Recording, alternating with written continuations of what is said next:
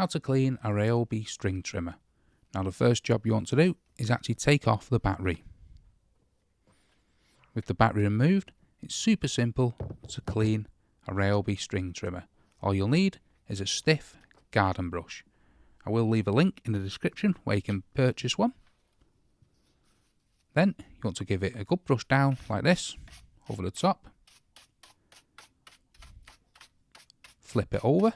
Now underneath, this is just after one session of strimming. However, if you've left yours a lot longer, you may need a wallpaper scraper to scrape off that stuck on grass. However, a stiff brush should do the job. Just brush it all down. I'll speed this process up. As you can see, it's all coming off with a stiff brush. Once it's all off and clean to your liking with the stiff brush, you could add a bit of WD-40 down here. I don't think that's necessary after every use.